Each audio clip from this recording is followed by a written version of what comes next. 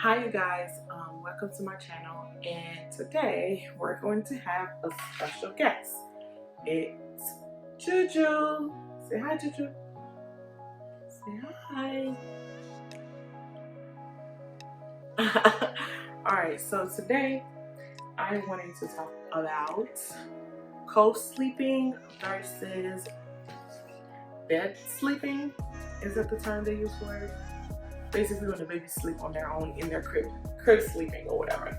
So co-sleeping or bed sharing is basically what it sounds like. You're sleeping with your child in your bed. There are different things, there are different names for certain things. So it's like there's co-sleeping and bed sharing, where the child physically sleeps in your bed.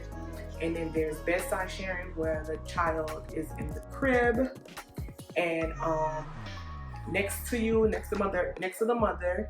And then there's also sleeping as welcome or whatnot. I think that's the word, the term that they use. Basically that the child is welcome to come sleep in your bed as they go.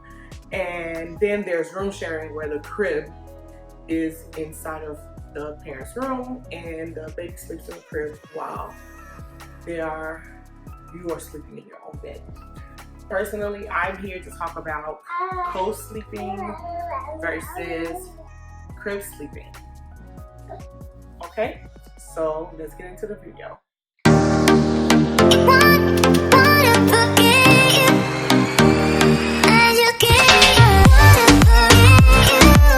Hi guys, so I thought that, Juju was gonna be here, but she got tired and I had recorded a whole video, but she was overpowering me, so no Juju, sorry. But I titled this video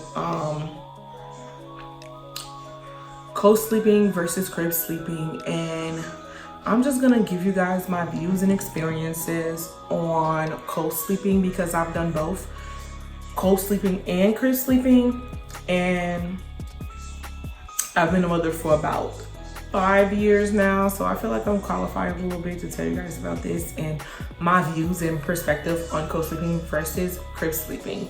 I'm going to also link some articles for mothers to be or anyone that's interested in learning about co-sleeping, because I know co-sleeping has been bad talk and bad mouthed a lot, but you guys, at the end of the day, you can read as many things as you want into becoming a new mother and things and so forth. Ultimately, the choice is going to be yours, because you're going to have to do what works for you and your family. So let's get into it. I personally was co-sleeping with Peyton for about 4 years, and my journey started off from the day she was born. I had went to my mom's house so she could help me with the baby for about 4 months, and I slept with Peyton. As a new mom, it's hard. So I was trying to get her to be in her crib. The doctor tell you, oh, they don't need to sleep with you guys. They don't need to do this. They tell you so much stuff that you don't need to do. But when you go home, you're going to do what you want to do for you. You're going to do what's best for you and your family. So I ended up co-sleeping with Peyton because somebody told us that that's what they did for them, and we tried it out and it was amazing, because literally the first 2 weeks that we had Peyton, it was hell. Although my mom would help during the day, but at night was ultimately our choice and our job. It was our job to take care of our child. So we were tired. Like, Peyton was whooping our butt, okay? Because she would be screaming her little lungs out because she didn't like the crib. And I know sometimes they'll be like, stick through it, but you're exhausted, so you're gonna be like, screw the books and do what's best for you. So when we first brought Peyton into our bed, y'all, she slept for a long time, and we did too. And we was like, oh, we sticking to this. This is what we doing. We ain't doing what they talking about. We doing this. So we ended up doing that, and we got the best sleep we ever did in our lives the first 2 nights.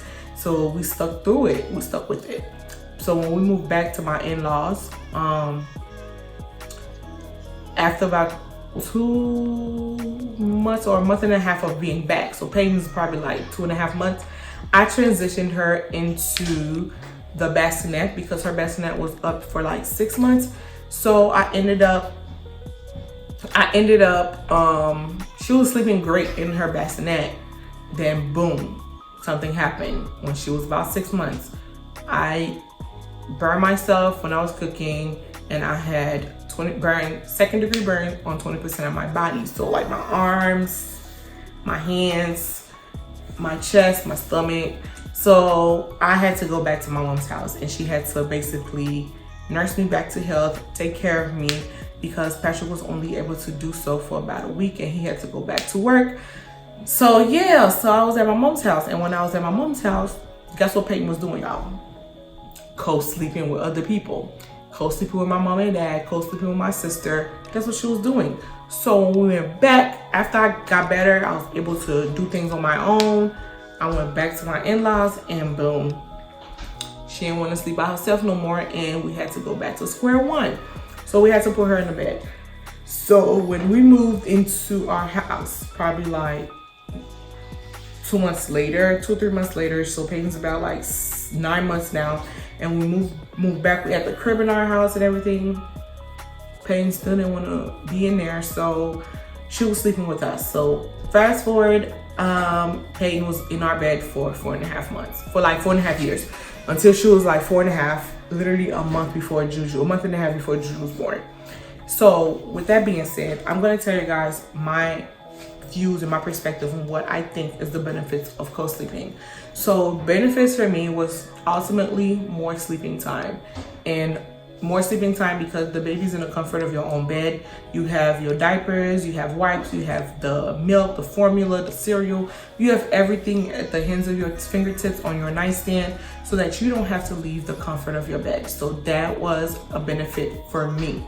2, the baby gets more comfort because, you know, when your child is first born, they get skin to skin, and they know what you smell like as parents. So with them sleeping next to you, they feel comfortable, they feel at ease, they feel comforted because they're sleeping next to the 2 people that's supposed to take care of them. 3, when they're sick, it's easier for you to monitor them because they're right there, they're at arm's reach, and you can check on them and see if they're doing better, if they're not, and things and so forth. And then 4, I feel that it's less anxiety on both parts, on the mother and the child, because the kid is not anxious or crying because of what's going on. And then I've also read that if your baby is very colicky and have gas and things and so forth, sleeping next to the parent is a good thing. So with Peyton, we did co-sleeping, and also a little bit with Juju, I did co-sleeping, to where like it leads to another point of co-sleeping is, if you're breastfeeding, it's very beneficial and it's very helpful for you because you can just breastfeed your child right in your bed. You don't have to get up, you don't have to sit down, you don't have to do anything. You just lay down and breastfeed your child. So that was the benefits for me. The benefits of crib sleeping, which what Juju has been doing for the past 4 months, she's 7 months now, so about like 3 months she's been doing, is that your kid is safe in the crib, you know, he has the railings to block them, can't fall off the bed and things and so forth. And then also too, if they wake up, they can sit there to learn to play by themselves, instead of like having to get to you have to get to them right away.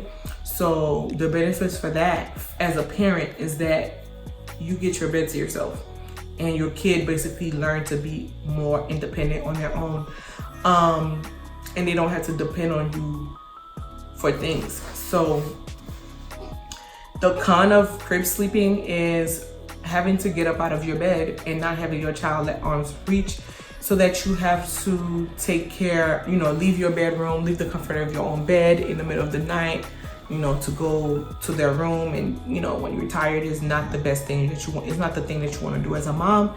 So that's a con for me. And personally, I don't invest in baby monitors, especially the video ones, even though it's very beneficial for you to see a little one sleeping. I don't have those because I watch so many shows, I read so many things about people hacking into stuff, you know, I don't have time for that. So I don't have that. So I'm a light sleeper anyway, so I can hear my child crying. When they cry, I can hear them. And the things also for me with Juju, when I put her down for bed at about 9:30, 10:30, she's sleeping until the next day, so I don't have to worry about that. And the con of co-sleeping,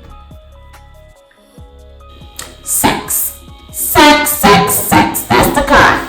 You just can't have a healthy sex life with your kid. I mean, you could have little quickies in the bathroom or, you know, around the house, I don't know, whatever, but it's not the same thing. So it's like, for me, it was very uncomfortable for me to try to have sexual intercourse with my husband while my baby's in my bed or doing whatever. So I was against that, and I didn't really want to do that. And if I did, I felt bad, and I was always like, oh, she's gonna wake up and blah blah. So I had to be open to the idea, because my husband was getting a little annoyed with me because I didn't want to do that while she was there. So I just ended up having to be open to it, because like I said, Peyton was in the bed for like 4 years, and I did not like that. So I just, you know, became open to it. But if y'all like my husband, y'all don't care, all power to y'all. But I cared, and he became a strain in our marriage because of that. So one of the benefits for me with Juju being in her crib is just like, I can have all the sex I want without feeling guilty of my kid, or feeling bad that my kid's gonna wake up and then they're gonna see something and be scarred for the rest of their life. So that's the thing. This is all I have for you guys. Let me know what you think. Comment with me. Do you agree with having sexual intercourse with your baby in the bed?